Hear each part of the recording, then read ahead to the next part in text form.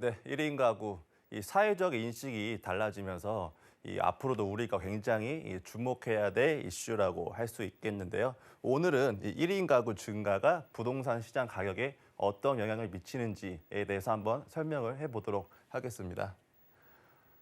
지금 갈수록 인구가 하락을 하고 있죠. 지금 28년을 고점으로 해서 앞으로 지속적으로 하락을 할 것이다라는 통계가 있고요. 그리고 핵심 생산 가능 인구, 실질적으로 돈을 벌어서 이 사회 경제 활동에 이바지를 할 수 있는 인구 수도 굉장히 지속적으로 하락을 하고 있다라고 말씀을 드릴 수 있습니다.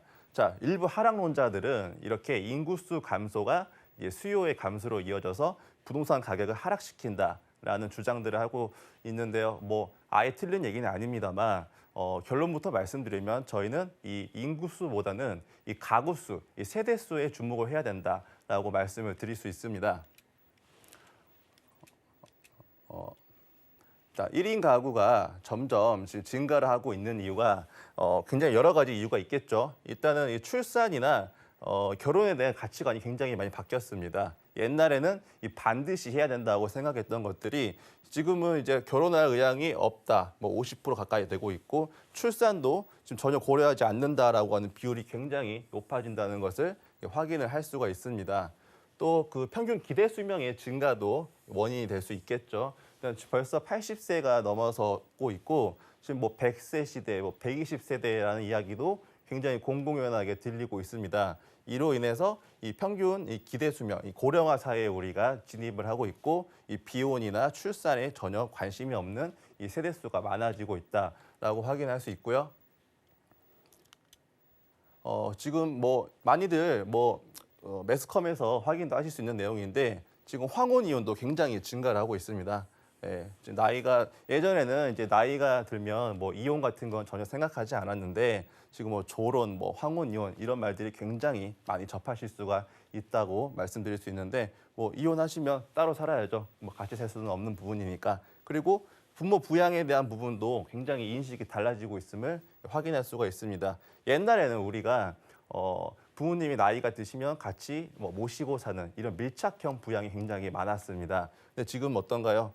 지금 제 주변, 저 또한 마찬가지로 부모님하고 같이 살고자 하는 이 인식이 예전 같지 않다, 많이 줄어들고 있다라고 확인을 할 수 있는데요. 뭐 사회적으로 뭐 실버타운이나 국가가 이 부양을 해야 된다, 스스로 해결을 해야 된다라는 비중이 굉장히 높아지고 있습니다. 지금 출산율은 떨어지고 있는 반면에 점점 고령화 시대에 접어들면서 부양마저 하지 않는다면 당연히 세대 수가 굉장히 이 가구 세대 구성원이 다양해질 수 있다는 것을 확인을 할 수 있는데요.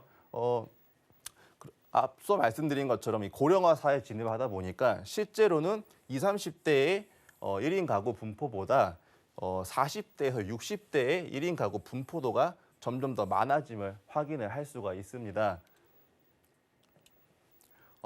보시면 인구는 꾸준히 감소를 하고 있죠. 근데 반면에 가구 수는 증가를 하고 있습니다.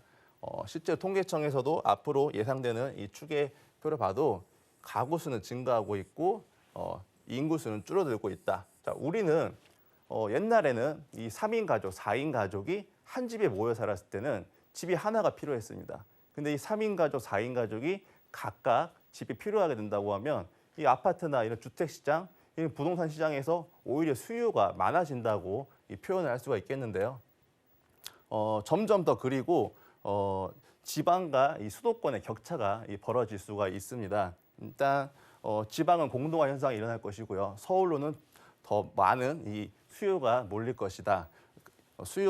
서울에 대한 인구 수는 조금씩 지속적으로 이렇게 줄어들고 있는 반면에, 근데 이 수요는 사실은 이 수도권으로 이전한 이 인구가 될 수 있겠죠. 근데 가구 수는 오히려 지속적으로 상승하고 있음을 볼 수 있습니다. 2043년에 이 가구 수가 정점을 찍고 45년부터 이 가구 수의 하락을 예상한다라는 통계청 자료를 확인할 수 있는데 25년 뒤의 일입니다. 우리가 25년 전에 지금의 상황을 예측하고 지금 상황이 무서워서 투자를 안 했던가요? 물론 25년 뒤에는 또 어떤 상황이 될지도 모르고 변화가 될지도 모르고 지금 먼저 이렇게 걱정하는 것은 굉장히 너무 25년 뒤에 걱정하는 것은 무리가 있다라고 표현을 할 수 있겠습니다. 자, 정리하자면 1인 가구, 즉 부동산 시장에서의 그 수요는 인구수보다는 가구수라는 겁니다. 네. 1인 가구 세대수는 지속적으로 증가를 하고 있고 집값에 영향을 미치는 것은 인구수보다 세대수가 집값에 영향이 더 큰다. 그리고 1인 가구가 늘어남에 따라서 이 고급된 고급 주택이라든지 아니면 뭐 나이가 드신 분들 또는 이 젊은 세대들은 또 다양한 주거 공간에 대한 니즈가 있죠.